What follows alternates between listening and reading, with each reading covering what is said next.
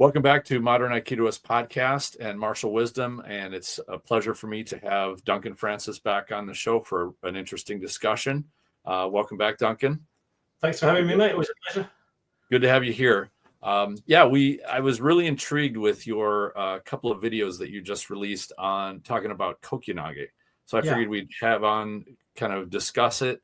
And, I know that it's, an in-depth topic. We're probably not going to cover everything tonight and within this discussion, but our goal is to give a lot of things for people to talk about or think about in terms of their Aikido and exploring Kokyu-nage. So we talked a little bit before the show about perhaps covering definitions. So I'd like to have you go first, and also recommend if anybody has not seen the Aikido Silverdale videos on this to actually go look at them.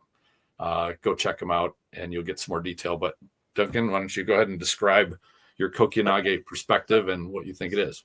So from a traditional point of view, I was always originally taught that Sensei's framing of it, for the want of a better source, was basically that it's breath. It literally translates to breath throw. But the critical aspect of that is that when you're doing it as a drill, and so I'm talking about Kokyu-nage as a training process, not as a principle that you can apply to other things. So let's just separate that out first of all. The videos that Tristan was talking about were from a camp we did recently where I had a mat full of either non-Aiki people or new people, and I was trying to explain that Kokyu-nage is not only a brilliant way to train, it's such a invigorating and open and lovely feeling. It's a great way of building your awareness of where you are in time and space. It's a great way of building timing, great way of getting your confidence up. It was originally taught to me as being the entry level into dealing with multiple attackers. It kind of is, but only on a very, very entry level, But the most important thing that is often missed in all of the Kokyu-nage videos that you often see is that it is literally you are throwing with the breath. That's the emphasis. And quite often the Japanese names for things might not be as literal as us Westerners think, So the inference of the breath throw is that you're not actually grabbing hold and doing stuff to your partner. You are using whatever they contact. So it's normally a wrist grab. It might be a gi grab or something or whatever, but you're using their attachment to you and their intention to stay connected to you to then redirect and throw them. And that's the critical thing with Kokyu-nage. If you start getting hold of them, anyone with even a couple of years experience, the minute you get hold of someone, you can't help but start putting a twist on, or you're affecting, you're doing stuff to their structure, and then it ceases to become just a breath throw. It becomes then manipulation, and it basically becomes some form of technique. So from the point of view that I was talking about it in those videos, it's the whole process of understanding when your partner has decided in that frame of the timeline of the movement, the interaction between you and your partner, when they've decided they're absolutely going to grab you. So they're standing there, then they think, okay, I'm going to grab him. Then they start moving, and then they reach out, and then there's that point where they are committed and they can't stop. They've already decided, their brain has fired. And at that point, then you have a fraction of a second to offer them something and to start to lead it away. And the more experience you get, the better you get at leading them. So you're leading them into a breaking of posture, kazushi, or however you want to frame it. And then you can redirect. And you see, this is a lot of the stuff later on in life, you see sensei doing no touch throwing. And the problem with that is that he was very, very good at it. And that's the extension of what we've just talked about. People were going to grab him and he was effectively disappearing. But it's very easy for that to dip its toes in the seas of this old man who I've got massive respect for wants me to do this, so I'm going to fall over anyway. And I'm not inferring that that's what happened all the time, but this is what can happen in this drill. If your ukis become overly compliant, the drill itself loses some of its meaning and a lot of its usefulness. So you have to have an uke that genuinely wants to grab hold of the person that's there. So I always set, we'll have one person in the middle, and if it's all new people, we'll line people up and everyone gets to do it in a straight line so they can repeat the action, get that Kaizen, incremental improvement thing. They can learn the body language. And if they've got a tall person or a fat person or a strong person, whatever it is, they can learn how they have to make adjustments within their own body. And then they can replay that whole kinetic chain and the muscle memory in their head. Then you can do the thing where you're surrounding with people and they've got to start turning and they've got to expand and contract and all of those nuances happen to it. But the minute the uke just kind of walks up and grabs hold of them like they're not concerned, or if they go steaming in and fall over before you've even touched them, the whole process disengages. So it is quite a subtle process as a training methodology. And on one hand, you see a lot of it just being people falling over and having a lot of fun rolling around. And on the other hand, you see people treating it like technique. So it's the reason I made those videos, because I have a real bee in my bonnet about it, because my sensei was so particular. He was my sensei, Hayden Foster sensei. His sensei was Kenshiro Abe, who was the all judo champion. He was the guy on the train with O sensei that he was pinned with one finger. The famous an astonishing judo guy, and one of the last guys to train in the full, I think it's 13 aspects of Budo. He could fire arrows and he could horse ride and swim in armor and all those crazy things. So he was a real old school, like samurai ideology. And he was adamant that judo also had, because he was a judoka originally, judo also had training methodologies like Kokyu-nage, whereby your partner is committed, but at the moment of contact, you are then starting to lead not only just the physical body, but the intention of the attack. And the better that gets, the more you can engage beforehand. And I've seen another sensei who's a huge influence on me and on my sensei, Saito sensei. He would do this thing where you could see he would be putting out his intention. So he wouldn't just be standing there waiting to be grabbed. He would be offering something, and the way he'd be shaping his hand or his tekatana and shaping his body would manipulate the way people would then grab.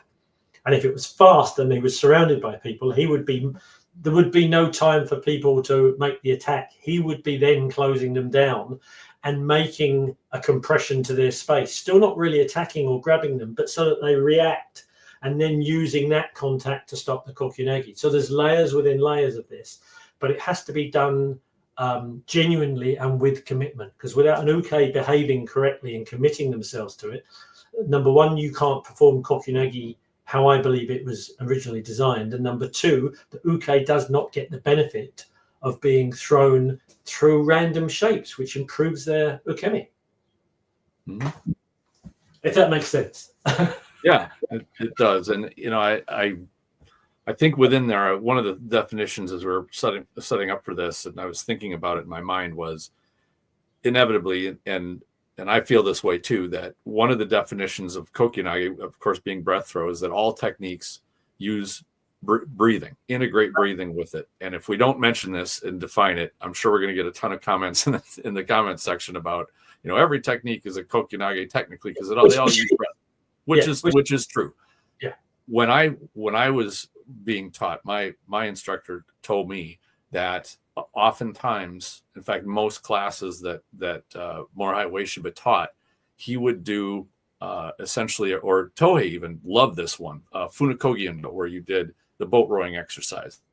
And he would do it as a paired practice where you would have an uke that would come up and grab, and you would do the second motion where you would drop your body back and you would do your breath and you would drop. And it was just an exercise. It was a connection exercise. It's one of my favorites. It's fun to do both as nage and as uke. But to me, that was a Kokyunage, just as you describe it, a Kokyunage connection, movement, drill. It's really not a technique per se. However, what I found, and I found this one just in the last 2 or 3 years of teaching, was, and my instructor was very, very good at this, and thankfully he was, so that I could learn how to do it, which is to do a short body drop with the breath.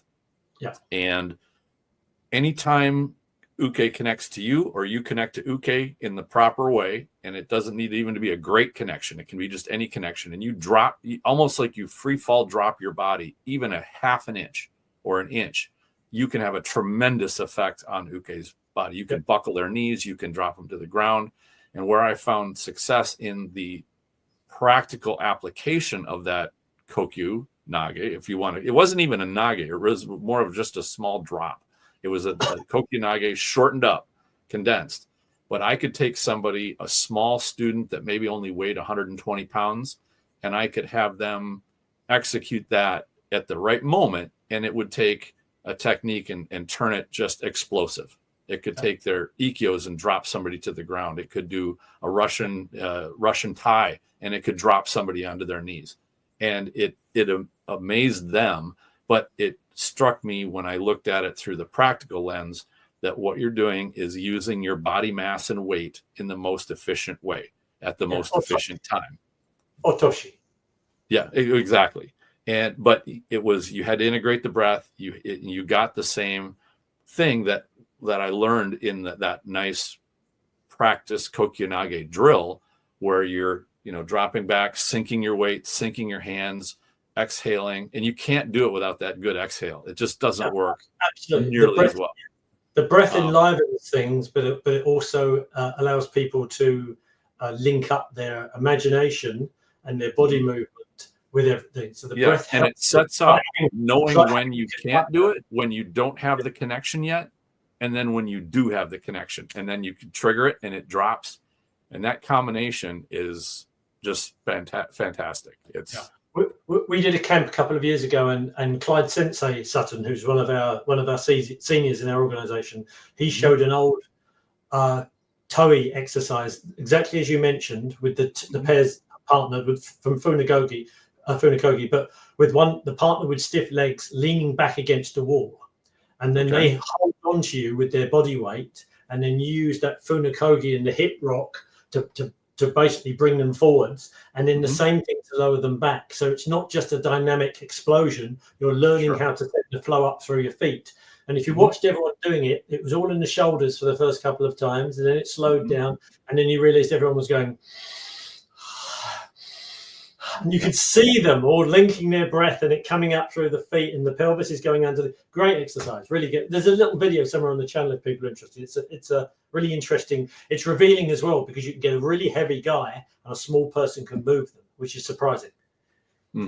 Yeah, it really is. And the second one that I remember enjoying and always getting great responses from all of my students, no matter how big or small they was we just always called this a pump handle, but to me this was Kokyu-nage all day long, and we taught it. I found it best in two phases. In the end, it's basically a one motion technique, but it's a difficult motion to get the timing of. So to set it up, we did it in three, and we always called it a pump handle. And it started much like the Funakogi, but you step back and you inhale and you bring the hands up that uke is grabbing, and you get them tipped just a little bit towards you, like just so that their toes are starting to grip the mat.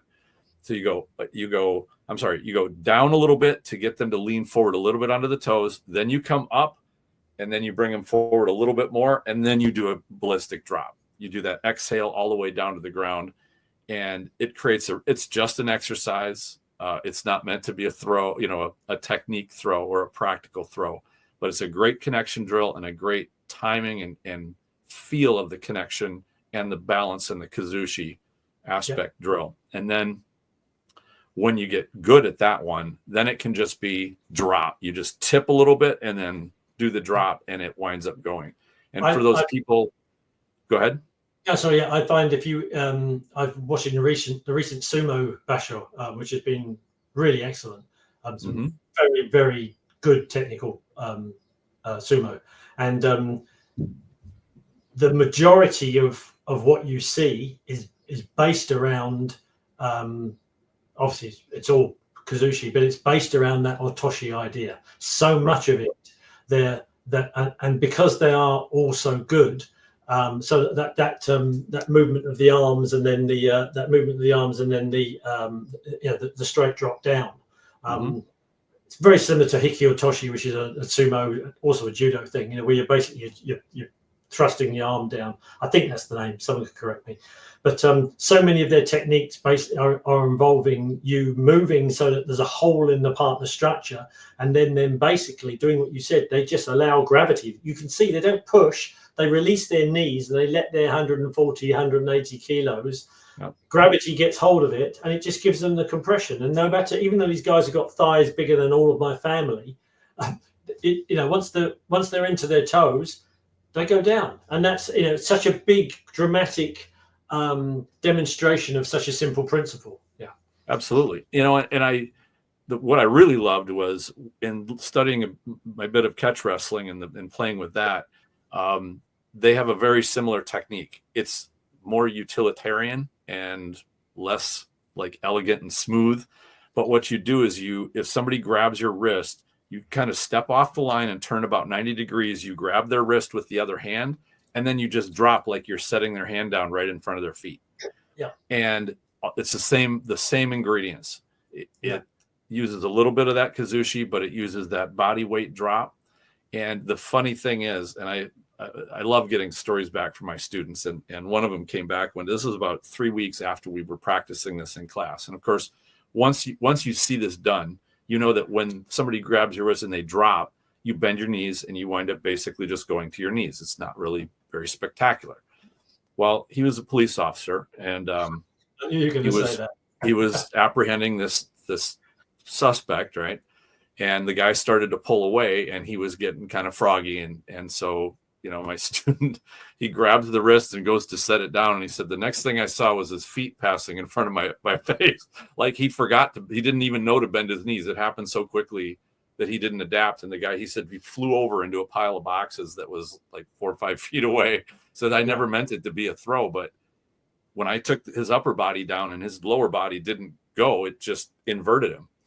And but we would never see that in the dojo because, why would anybody in that knows I'd rather just drop to my knees than go flipping over the top. But when you're completely surprised, stuff like that can happen. There's so many fundamental principles in Aiki and in Judo that are poo-pooed when people see them from a training point of view, because it's allowing for cooperation so that people can understand the mechanics and the drill.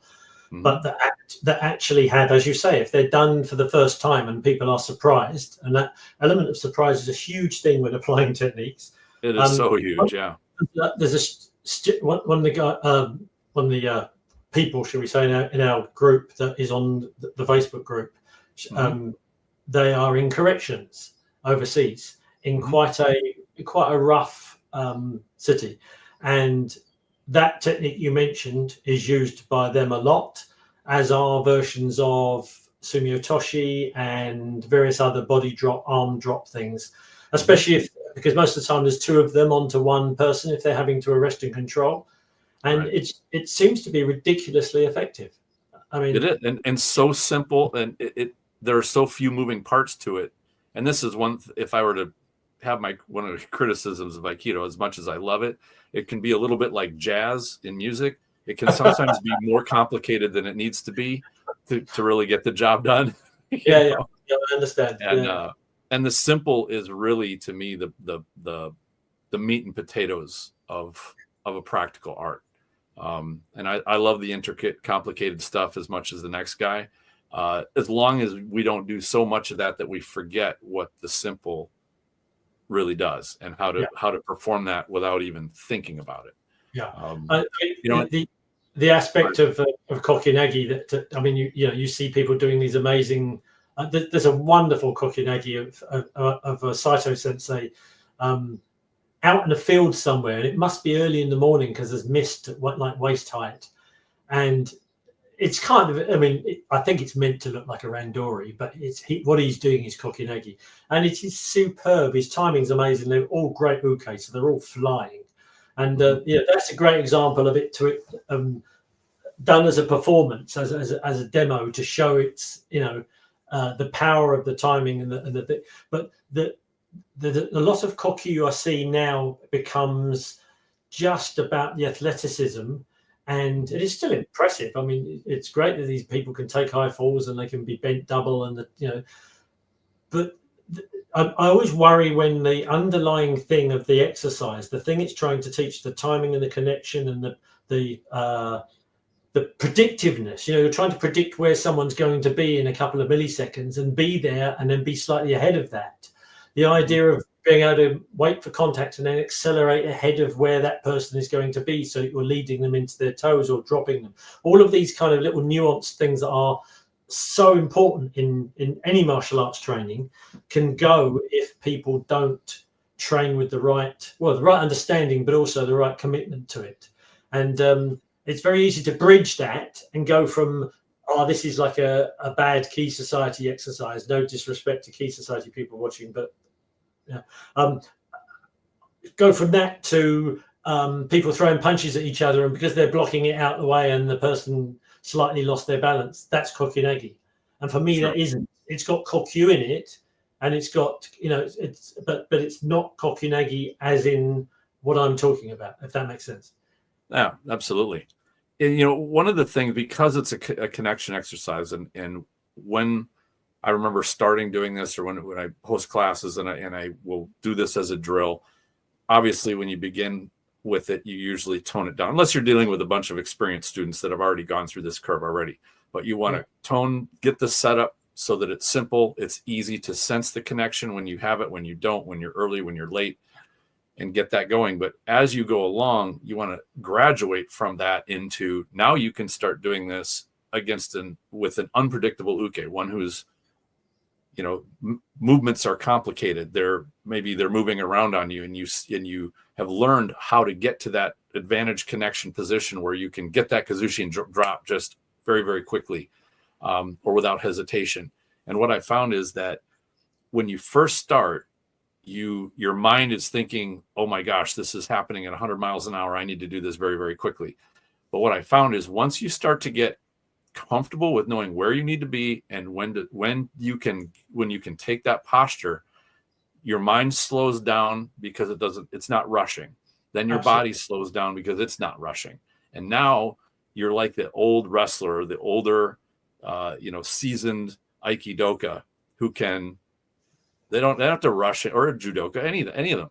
You don't have to rush. You see the opportunity. You take the short path to get to what's the easiest thing to get that connection, and you do that drop. Once you take that kazushi, it only takes like a half second, not even a split second, if you know how to do it right. And then you just do that drop, or you get that tip and shift, and it feels like you're not doing anything. You're not using, like you said, the athleticism. Now you're using your wisdom, your setup, your experience. And it doesn't look like you're being a big explosive. And this is what I always liked about watching very experienced Aikidoka. They didn't look like they were working hard. They looked like their ukes were having to work hard, which is kind of what we want, right? We're old men. We don't want to be trying to keep up athletically with, a young, vibrant person. We want very, very good smooth and smart. Yeah, but you can only get to that point where you have internalized muscle memory that allows you to then be slower, and it buys you more time. It's the same learning a musical instrument. You give someone a guitar and say, there's a jazz band over there, get stuck in. They've got to do 10 years of chords and scales and arrangements, and you've got to have that stuff to the point where you don't have to think about it. It's the same with martial arts. And so if you want to get that, and apply it we're talking about doing this as a drill and having to go through that. Imagine then to make the jump that a lot of people were talking about recently, where they're talking about using Kokyu or Kokyu-nage principles, shall we say, in a martial sense, where you're blocking punches, or you're deflecting an incoming attack and turning that into something where you're in a position of advantage. How do you get from zero to hero? You have to have a drill where everybody understands the rules, everybody understands what everyone's roles is, and it's performed in a disciplined manner and over again. And the problem is that Kokyunage is so easy for it to just get woolly and airy-fairy. In my dojo in the UK, in fact, most of them I taught at always finished with Kokyu-nage. It was the end of the class. And everyone, it was a great kind of big, expensive thing. And you all went 200 miles an hour, and it's wonderful. When you bow out, you're all sweaty, and it's, great way of finishing with an uplifting thing. But it was very easy for it to end up being slightly competitive, which you kind of get with men in a room anyway, a little bit. But you notice the odd gi being grabbed and the odd wrist getting tweaked, and and it starts to lose what it should be. And I think you're just setting yourself back a step to learning that internalized thing that you were so rightly talking about, where you're not thinking about it, you're just positioning yourself, and your body knows where it should be instinctively, because you're scanning and you're listening to what's going on. I mean, listening in a broad sense, not just hearing what your partner's, but seeing and feeling everything, the whole situation. And that allows you then to move intuitively into the right space and use that Otoshi drop, which most of Kokyu-nage has. Yeah. So again, I think that the training it properly is important, is very important. One thing too that I've always found helpful, and this helped me in kind of my brain when my instructor would do this from time to time, and I really wanted to expand on it, which was to isolate certain aspects of it. And one of the things I found the most useful with students is because almost all of them, myself included, was totally guilty of this. I was always of the, well, what am I doing wrong? Or should I be doing? Where should my feet be? What should my balance be? To turn that around and say, all right, what do I need uke to be? What do I need to lead them into? And the big one is to get them off balance, right? Kazushi is a major thing. Of course, it's a major thing with judo and whatnot as well. But I'll use that drill to say, okay, the aspect we're going to focus on now is I want you, Nage, to feel when uke has their posture and when when exactly they lose it, when you have it. And of course, the newer students will always take it really big to usually the point where uke has to take a step. And it's like, okay, you got it, which is cool. Now can you get it without making uke have to take a step? Do it so subtly that they shift their weight on their feet and they're kind of locked up, but they're not so locked up that they have to take a step, because now you need to be sneaky about it. Yeah. And I'll usually start it out with, okay, uke, you say, just state like yes at the moment you feel that your balance is taken, and go I have them go 20% speed slow, so you can get that tactile feel of what uke's posture is like. Or I'll start them out and say, okay, uke, grab Nage and ask Nage, what does their posture feel like? Do they feel solid? And initially they'll say, yeah, they do. Like, okay, move a little bit. Now do they feel solid? Well, yeah, and then you reverse it, because then they can feel when they get slightly tipped, and you kind of get granular with narrowing down that touch, because the really good Aikido practitioners, they can take your posture so subtly you don't even really know it, but they know it, and they know what to do with it when they get it. Like, to me, that's a huge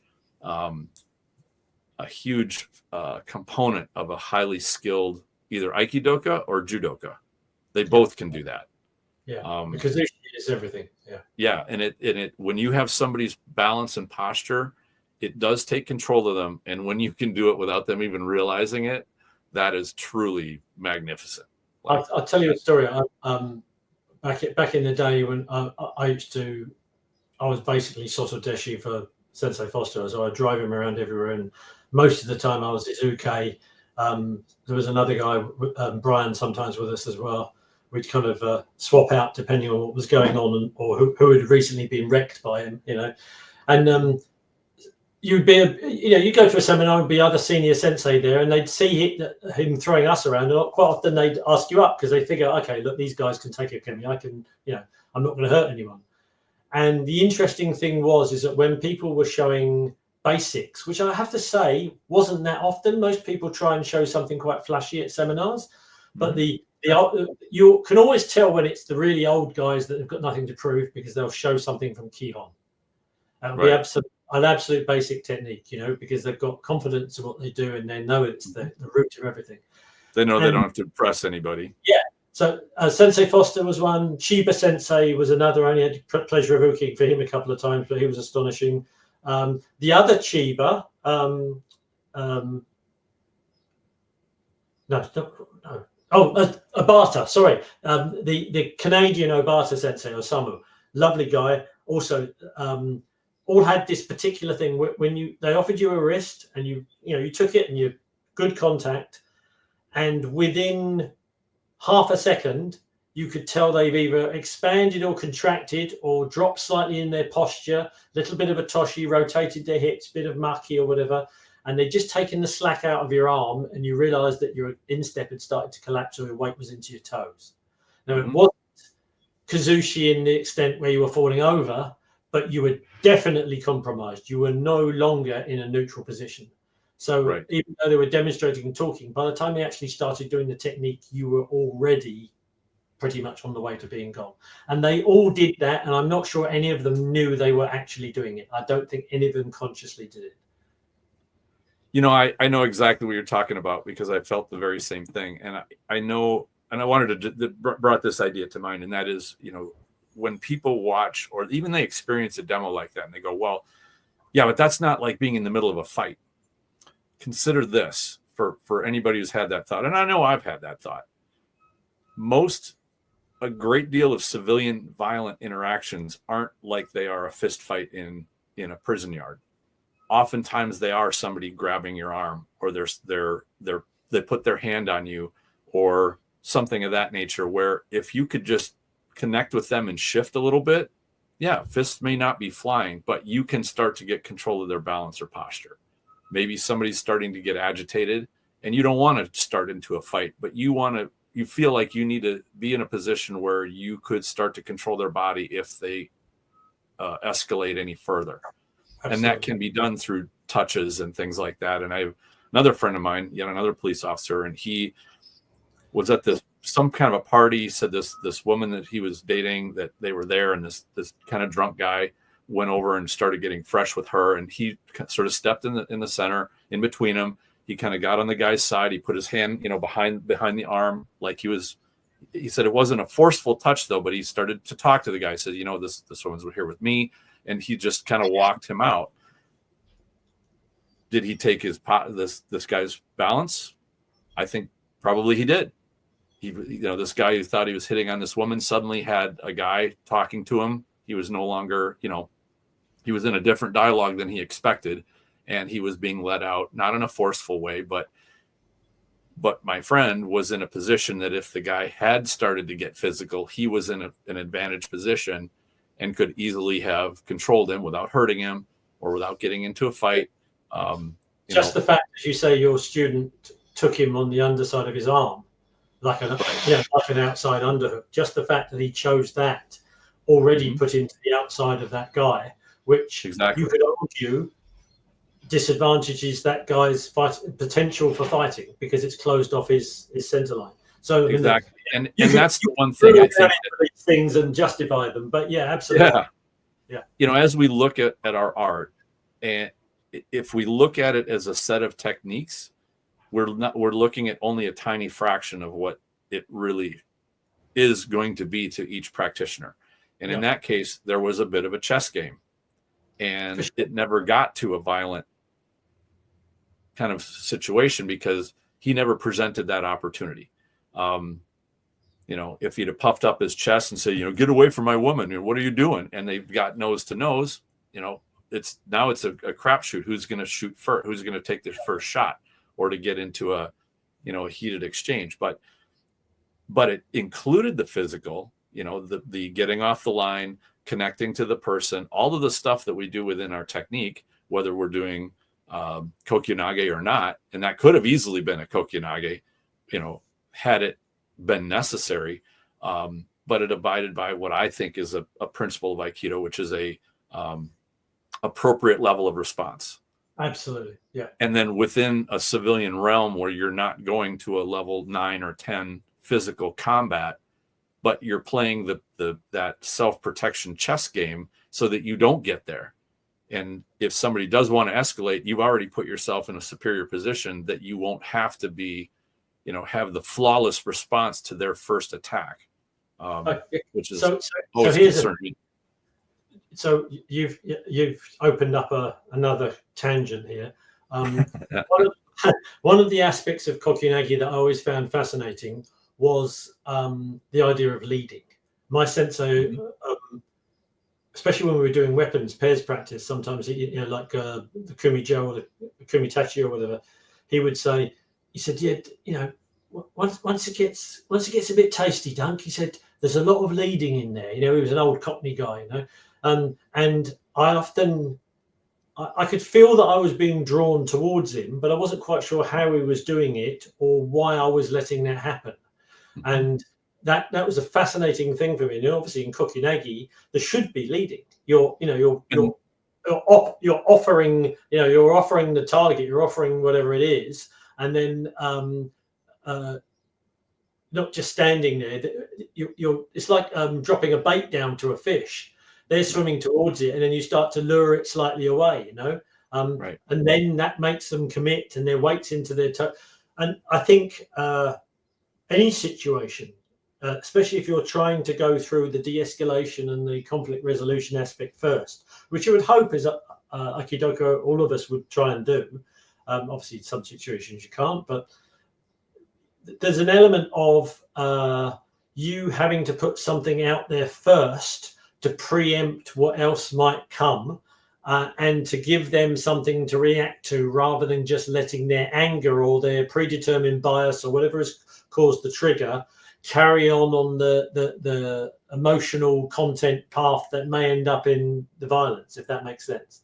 Yeah, that's exactly right. And that's what I wanted to lead into, of the important factor of the lead and the engagement. And if you think about that, we often, this all kind of makes me cringe when I see it, when I see drills done like this, where Nage stands there completely static, offers a hand, and just sits there and waits for Uke to connect, as opposed to what I think is the better way to do it, which is that Nage has the intention of connecting to Uke and moves in and expresses that intention, still extends the arm. And if you're not really looking, you won't see really the difference. But when you know what to look for, you will definitely see the difference of a Nage who extends in a way that they are anticipating the connection and actually inviting it and leading it, not just standing there with an arm dangling out. And this is one of the parts that when I will work with these Kokyu-nage drills and exercises, to say, to tell my students, they need to see this and to actually do it. Make sure that you are in control from the time you lay your eyes on Uke. You are actively maybe moving a little bit closer to close the range to make that initial connection. And you should be, even though their fingers are wrapping around your wrist or whatever it is, you should grab them. Their fingers may be wrapped around you, but you manage that connection by moving a little bit into them at that moment. And by doing that, it changes how much control Nage has. They don't have to regain control or get it back from Uke, who took it in the first place. They're getting it and taking it from pre-contact. And I think that's a very important. Now, Absolutely. It's granted more of an intermediate to advanced concept, but it's a crucial one. Absolutely. I agree 100% with you. Obviously, our organization, we cross-train as much as we can. Every seminar we have has instructors from multiple arts, and that's kind of our way of getting cross-pollination. And for the senior people, especially all the old buggers like me, it's a way of us getting new input, right. And you don't stay stale then. You don't have just one person's ideas filtering down and being repeated 100 times and misinterpreted. Things get challenged. And one of the things I picked up from a judoka, which was fascinating, was from with a wrist grab. We were doing tenshunagi or something fairly straightforward. And he was talking about when he grabbed hold of me, he said, I like the fact that you're opening your tegatana up and it's filling out my grip. Now, I wasn't aware I was doing that. I know, because I'm fairly slightly built, that I'll always open my hand up because I know it just thickens the wrist up. It doesn't, and my energy doesn't kind of stop at the grab. Then I can go through it, which means my wrist is a fulcrum rather than just the end point. It stops you pushing and pulling. you've got that lovely leverage thing. But he also said, did you know that when you're doing Nikio and when you do Tenchinagi, you're connecting with different parts of my grip? And I'd never thought about it before. And I'm thinking back to how I used to grab my sensei and what that felt like. And that must have been what he did. And just subconsciously, it's something I've just picked up through just from mimicry, because that's what I was feeling. I've never consciously thought about this. The idea of, like in Tenchinagi, you're actually cutting into their fingers because they're less likely to let go with their fingers than if you cut into the thumb, because that slips off. You've got the gap in the grip and you lose it. Things like Nikio, you're trying to connect to the underside of the hand here so you can roll the wrist over, etc. I mean, it's just, so you've got that connection, but it's your intention, as you say, even though they're grabbing you, you are then consciously connecting to them with strategy, shall we say. And then the sort of Kokyunage again is another element of another drill, I feel, in which you can train that, because the shape of your hand as you offer it. I think on one of the videos I posted, there was, if you offer an ihami and they're coming across, cross-handed, you tend to, if you're making tenkan, you tend to get the outside of the body. If you offer yakuhami, you tend to get the inside of the body. Just things like that. You can stop it being a random attack and make it become predictive, which gives you more time to process, and it gives you certain options that you might not have. It's all a drill, but it's all teaching you skill sets which have absolute practical value, for sure. Right.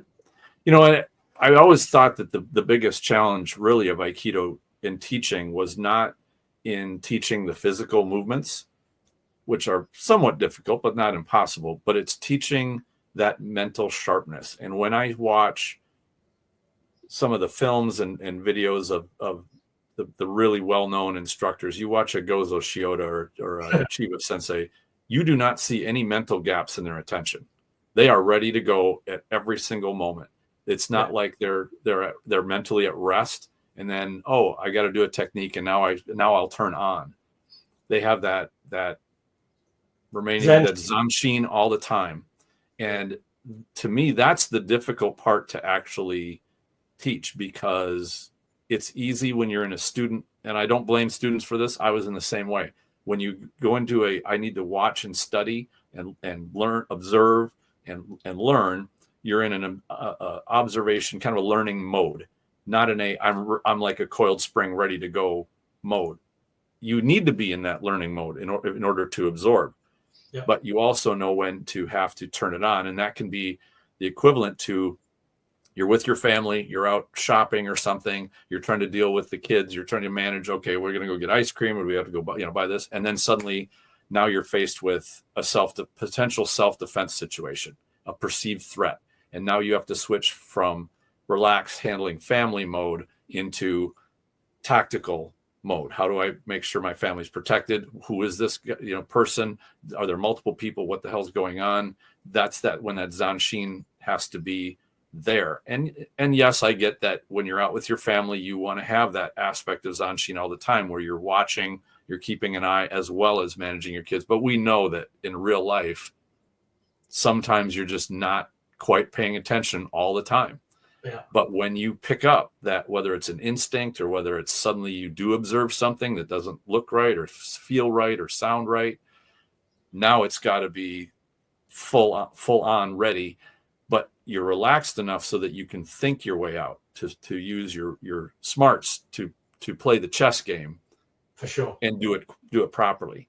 And to me, that readiness part is, if you get it down way granular, down to the practice drill thing, it's having that you're controlling all of this interaction when you're nage, from start to finish.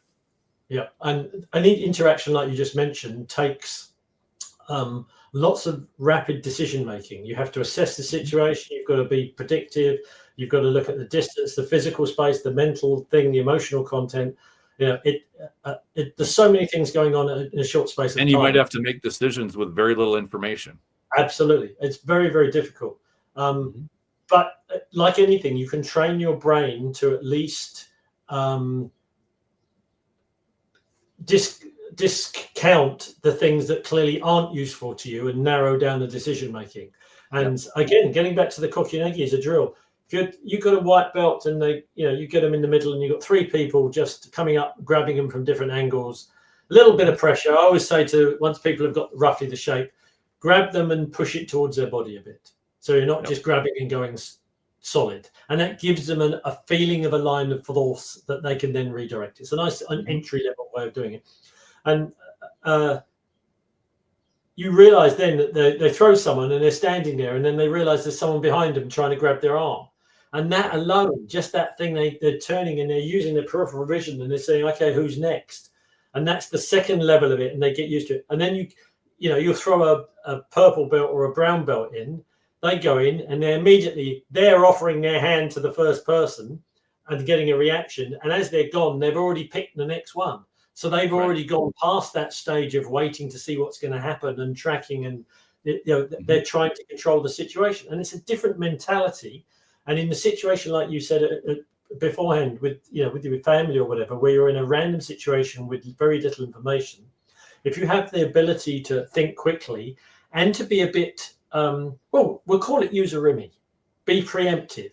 You can shut that space down. So at least if there is something going to happen, it's you and them rather than potentially your family or your, the whatever it is. You can close the space down and you can govern what the arena is to a certain extent. If there's someone at the corner of your eye, often you'll get people asking you, can you lend me $1 or what the time is? And you can see their friend going off to 90 degrees. That's happened to me several times in big cities when I've been traveling. If you close the space down or change the angle, that's kind of been nullified, and it's the same kind of, and it's the same skill set you can develop in Kokyu-nage. That's right. And that's why I wanted to bring this up, and you nailed it exactly right. Okay, so now we've taken it from a connection drill to an attention drill, and you can do it, start with one-on-one, but even, we would always call these jiawazas just as an exercise, but say you had 3 people or 4 people and you had a nage in the middle, and you just say, okay, just do the connection exercise, but now you're going to control which one comes in. You make eye contact. So you're controlling. Now you're initiating. You keep your shodo seizu, that you manage that initial connection. You do your exercise drill, and then you immediately, even as the throw is going, you're thinking about the next one. And by the time the throw is complete, now you're turning and you're making eye contact with the next person, and you keep going. And even what I've found is even 45 seconds to a minute of that is a severe mental strain. Like it's a great lesson, and it's a great lesson for not just the physical part, because somebody does need to keep their feet, they need to be able to turn, keep their balance, all that stuff. That's good. But it really trains that mind to be, all right, what's the next thing I need to attack? What's the next thing I need to deal with? And to keep that tension for a period of time. Absolutely. And, without having to go full randori, it's not total chaos. It's not, into that severe stress zone. Too many people on the mat and it can get a bit cumbersome, but 3 I think is quite good. Maybe 5 is the maximum.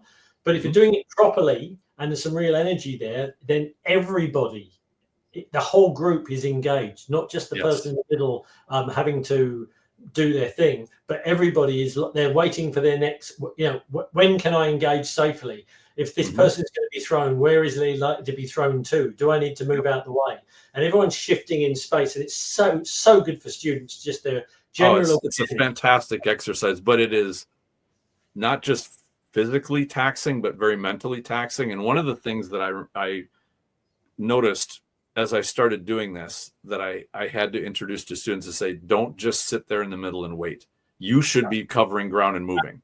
Absolutely, yeah. And, like a boxer where they talk about ring craft, about you need to figure out where you need to be an advantage in that space. Sometimes it's in the middle, but are you applying pressure? Are you going forward and making the other person concerned about them advancing on you? And to make sure that nages understand, they need to apply that pressure. You need to be closing distance. If you started out with, say, a pretty big circle of 4 people around you, and they've provided enough space that you can, the other uke doesn't go rolling into them when you throw them. Well, by the time you're done, that's probably quite a bit of space between you and the next uke. So you're going to probably have to close it. You should build that habit of, all right, what's my next focal point? I'm going after that. And when I taught students, and I remember coming up with the drill the very first time many years ago about this, of I would take a student, I said, I want you to feel the difference of these two techniques. And you could do it on a Kokyu-nage or not. And I would stand there, I'd extend my arm, and I'd wait for them to come up and grab, and then I'd do a technique. And it really, the technique itself doesn't matter. And then the next one, as they would come towards me, I would walk towards them with my intent of, in my head of, I am going to deal with you. And I could just read on their face the difference. And when I would get done, I'd say, what was the difference of those two? And they said, the first one, you didn't appear to be any real threat at all, or not a threat, but I wasn't really worried. You were just standing there, like I could just walk up to you. But on the second one, when you started moving towards me, I started wondering what's going on here. I was confused, or maybe slightly anxious or hesitant, or like that is that the mind exchange, or the mental conversation going on between two people. You want to have a potential attacker go, what is he doing? Why is he coming towards me? Should I be worried? I might be worried. I'm moving towards him. I was going to attack him because he looked like he was sitting there just not doing anything. And now he's doing something. I don't really like that. Like all those things, that doubt, you want to be able to create that. And I wanted to give them an example of, when you do it properly, it should make the uke a little nervous.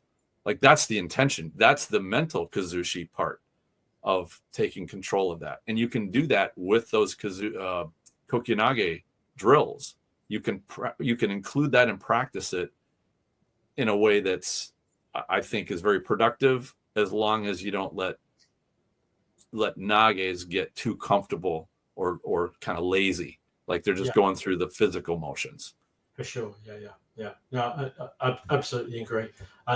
Again, if it's trained properly, you can emphasize so many different aspects of it depending on your student group. I remember one session we had, and it was all seniors. Probably the most junior person on the mat was a 15-year person, and I jokingly said about, okay, we're going to do some multiple attacker training, and then did a really gentle Kokyu-nage. But the point was, I wanted all of the ukes to put pressure on the person in the middle. And what would be and this is the thing, you've set a criteria. What was considered a success was them engaging with the first or the second attack, and then ending up on the outside of that circle. So they went from being surrounded to having gone through that circle safely. And then they can carry on and have fun or whatever. But as long as that was achieved, that became towards what some of the people in the group were talking about. How is this applied in a martial way? That's still the same drill. There's no grabbing, there's no striking, there's no technique, but it's still the same thing. But this time people are looking to engage actively, close the space down, and they're strategically making their movement. They're not just leading them into the most obvious line of force or the most obvious kazushi.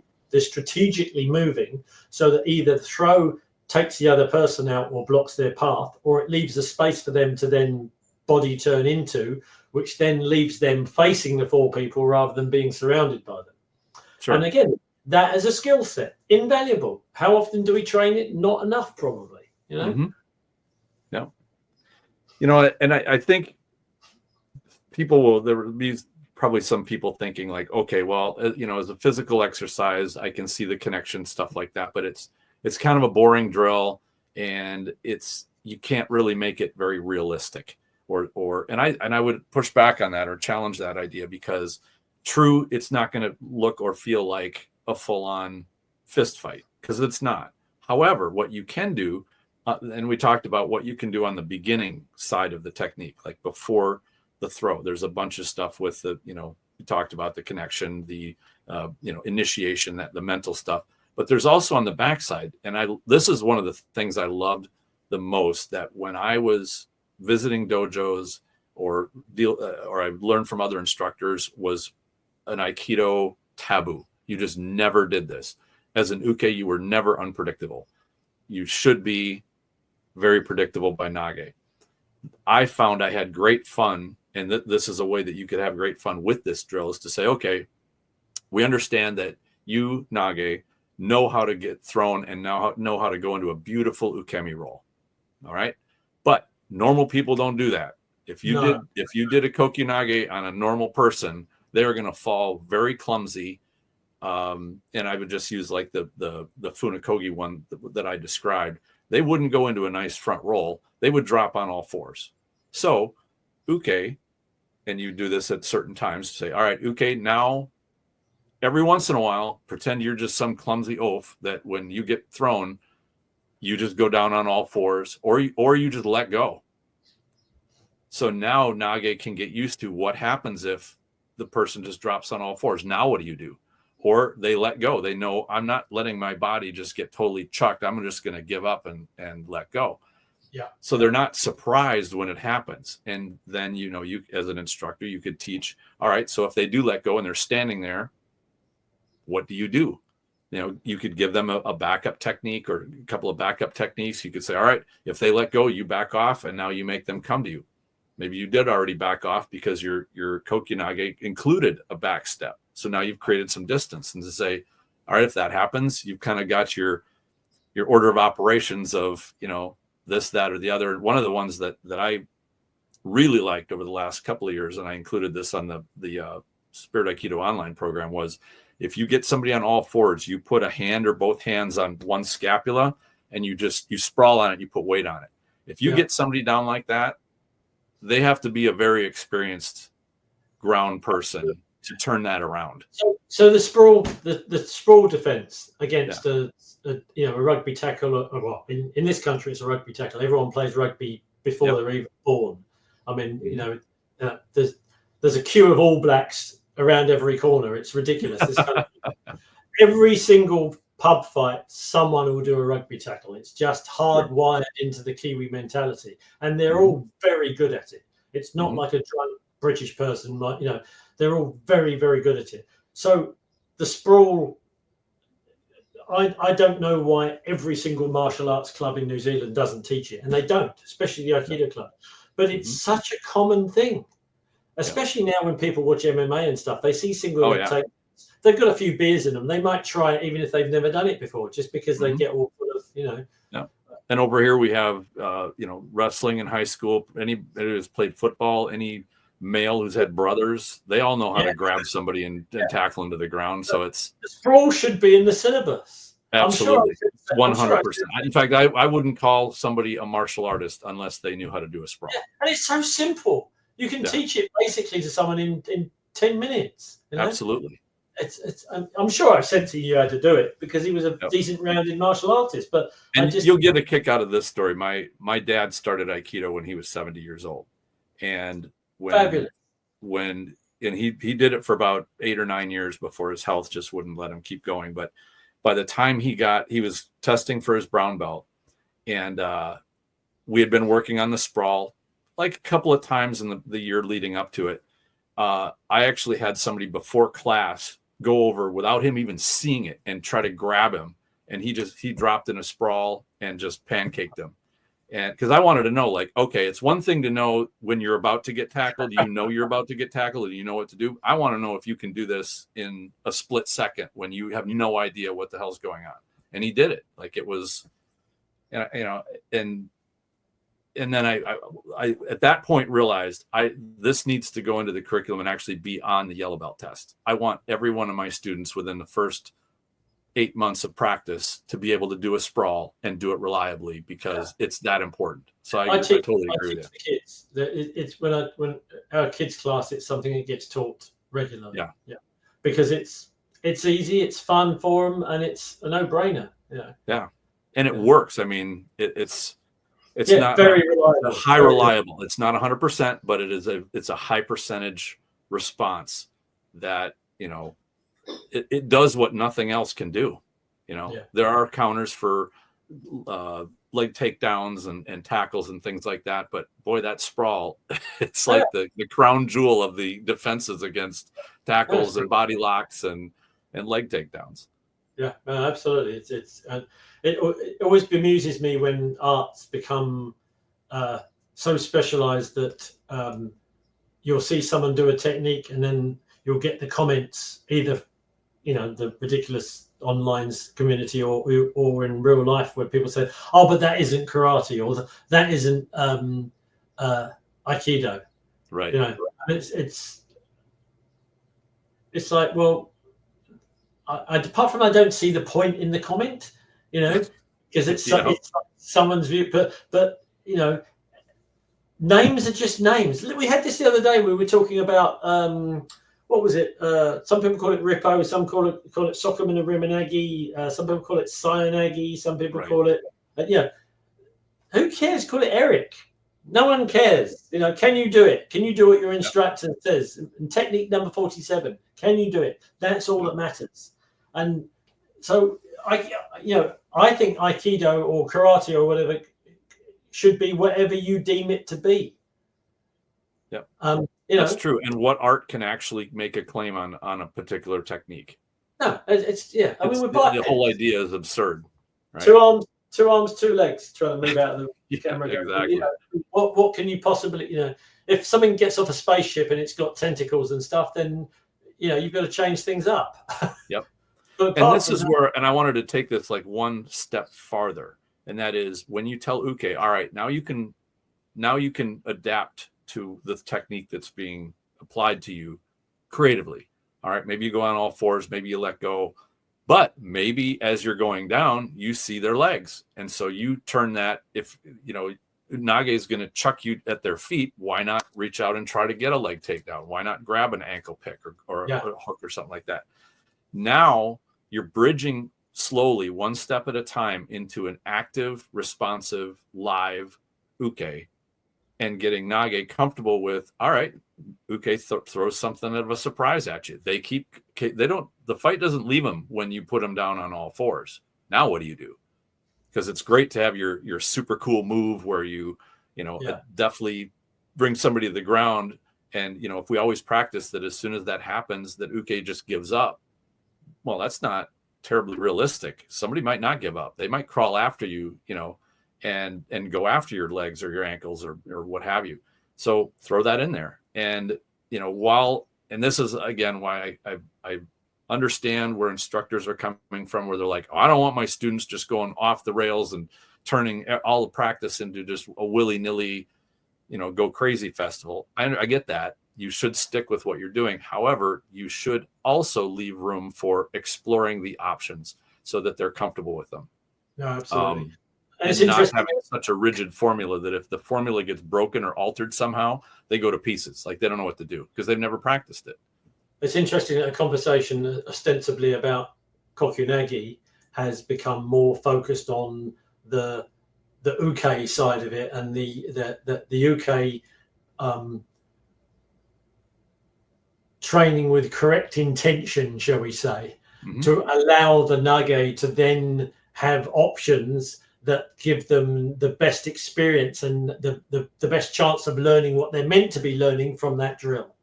Right. Which was kind of what we started off with, really, with the idea of this is what the drill is, and if it's not done correctly, it becomes many other things and becomes less useful. So I think, it's a shame we can't magically put some information graphics up. You need the uke to be committed. You need everybody to understand what if you want to call them, rules are.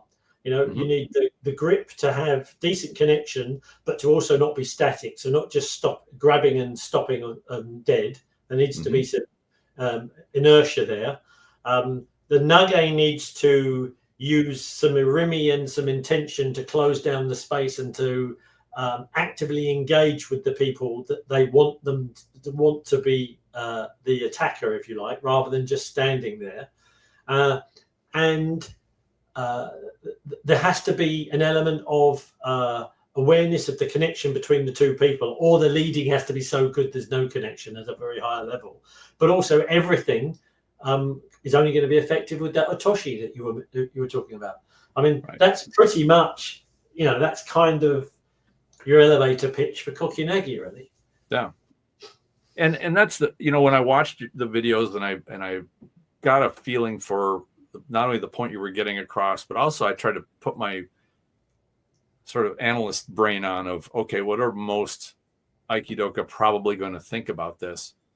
And from my experience, they'll often look at something like that and they'll go, well, that's a good theoretical play exercise, but how would you expand it? How would you use this in terms of bridging to the practical? And I think that there is a way to do it. And we've discussed a number of ways to do it on the front end and on the back end. So you can start from what would be considered an almost sterile, isolated exercise and expand on it to make it fun, have a lot of variables, even getting into the multiple people and the mindset and the focus. One of the things that I remember hearing from my students was, in going through learning about getting to Randori and getting through Jiawaza, the mental focus was probably the toughest thing for them to have that ongoing zanshin for a minute to 2 minutes with pure chaos and trying to be able to keep an eye on everybody, but do it in a calm way and to manage your own energy. So even as challenging as that is, the exercise we're talking about can give you the initial building blocks of getting to that point. Absolutely. And so I don't view it as a simplistic exercise. It is only if that's all the instructor wants to get out of it, or all the instructor lets their student get out of it is a simplistic, connection exercise. Yeah, there's a lot more to it than that. Yeah. And I think, again, because people have seen the later, I was saying in his 70s, making big circles and people falling over for him, they think that it's something to do with leading key or something like that, and they're missing out all the other stages in the decades beforehand and all the stuff you don't see on the video that he would have done with those students that made them understand the other levels of it. You're seeing the demonstration, and that's why I try in my videos, I always try not to be flashy, because there's plenty of people doing super flashy. I mean, I can pick an uke that can fly and make it look great.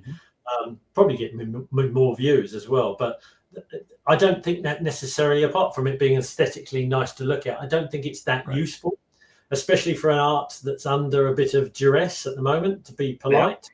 I try and be a bit more not simplistic, but biomechanical, a bit more kind of practical. I mean, I'm ADHD, so I can't help but be kind of silly little details man, but it's kind of it is what it is. I'd be interested, actually, if anyone watching, listening, whatever, if you do Kokyunage, I'm sure most people here watching their dojos do a Kokyunage, but if there's anything dramatically different to what the two of us have talked about today, whether there's another angle to it that we've not covered or that perhaps we haven't experienced.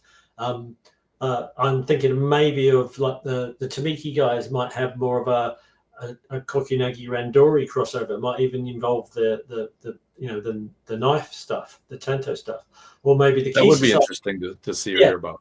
Whether the key society guys perhaps have something that's more kind of intention and key based, and they I'm not writing anything off. I'd be genuinely interested to see if there's any other facets to it that perhaps I'm not acknowledging. So if you've got something, throw it in the comments or message us in the group or whatever, because I'd be keen to see what else is out there. Yeah.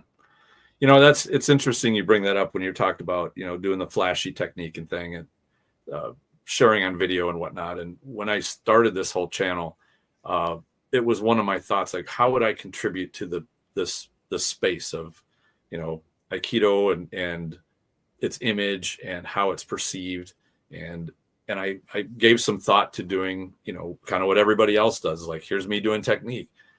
And the part that lost me, I need to do a different approach, was there's plenty of people showing technique, showing flashy technique, showing a physically or visually attractive, aesthetically pleasing technique, but I never felt. And yes, that it's impressive. There's some really great technicians out there, but I didn't feel like it was really making a huge impact on the image and reputation of Aikido, nor did it really help much those people that were training Aikido. They'd say, yeah, I really like watching this, but it wasn't conducive to them actually adopting a new way of growing their own Aikido. You know, they could watch a Tissier or, you know, some of these really good technicians out there, you know, whether they're contemporaries now or, you know, were previous instructors like a Chiba, and they go, wow, you know, everybody goes, well, this is so cool to watch. But I felt like having just that visual cue was more entertainment than it was education or expanding the mind. If you don't expand the mind, you can't expand yourself and your art. And so that's why I like these discussions and sharing ideas and you know, helping people think about what they can do to expand their own art. And I certainly wouldn't discourage them from watching videos or studying technique. Absolutely do it. But also, you know, what we're talking about here is maybe some ideas for how somebody can look at their own training, whether they're an instructor or even a student who wants to expand their training, and add things that they aren't doing right now that might give them better insights and better practice and expand their art that way. Yeah, no, absolutely. Yeah, I mean, any traditional system has to be challenged, and you just have to find a way of doing it respectfully, and hopefully involve enough people in that discussion so that bad habits get erased and new ideas get explored. And, you know, I mean, even if you try new ideas out and after a while you decide perhaps the traditional way did have benefits, you just didn't realize it until you tried other things. But you've got, repeating the same thing over and over again, it's just going to lead to misunderstanding and you know, exactly, things going stale. So I'd be genuinely interested, because it's such an old school traditional exercise. I'd be really interested in seeing if anyone else is doing anything that's dramatically different, you know. Whatever it is, even if it's just the rules of the game or the way they train it, or I know some dojos do, everyone does a certain amount of throws, or some people do it with a stopwatch, everyone gets 30 seconds or whatever it is, you know. I'd just be interested to see. Yeah, I'm always keen to steal things off people. Yeah, absolutely. And one of the things that the Kokyu-nage exercises and drills really taught me was how spoiled we are as Aikidoka to have people that are comfortable rolling when we throw them.